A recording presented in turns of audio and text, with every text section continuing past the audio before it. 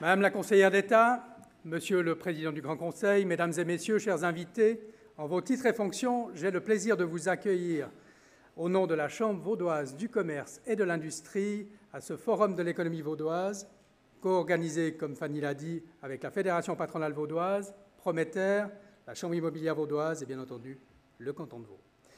J'aurais pu vous partager des réflexions intelligentes, mais nos intervenants s'en chargeront avec encore plus de brio.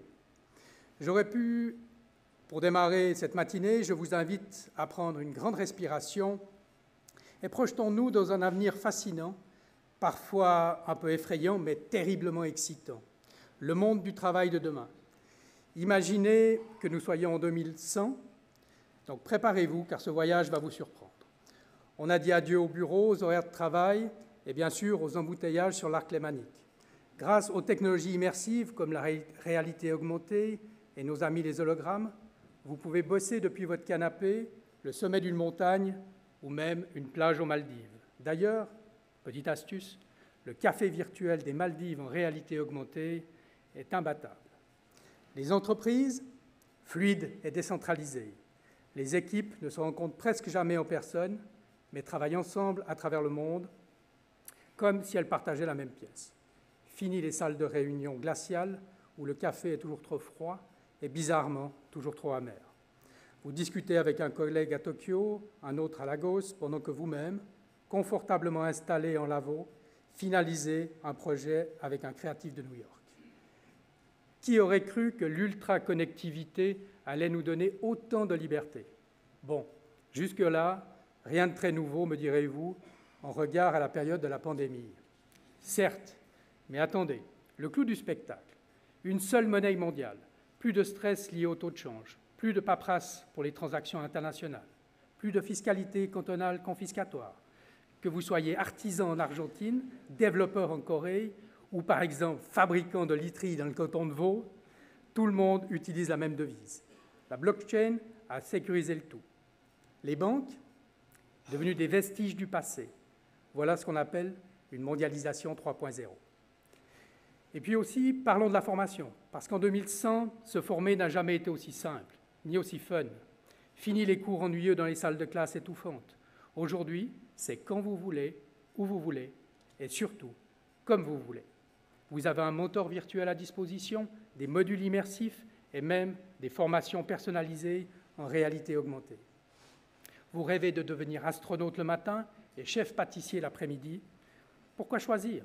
On peut tout faire, tout apprendre et surtout à notre rythme. C'est l'ère de l'apprentissage à la demande, où chacun peut se réinventer en un clin d'œil.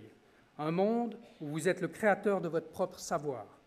Guidé par les technologies intuitives, en gros, la formation s'adapte à vous et non l'inverse. Apprendre devient une aventure et non une corvée. Et bien sûr, tout cela n'aurait jamais vu le jour sans l'entente parfaite entre les générations. Imaginez les plus jeunes, experts des dernières technologies, partagent leurs compétences avec les seniors, tandis que les aînés transmettent la sagesse de leur expérience. C'est du win-win intergénérationnel. Et franchement, ça marche. Les générations s'enrichissent mutuellement, se soutiennent et forment ensemble une société harmonieuse et collaborative. Comme quoi, même en 2100, on apprend tous les jours. Et non, les robots ne volent pas nos emplois. Ils nous rendent la vie plus fun.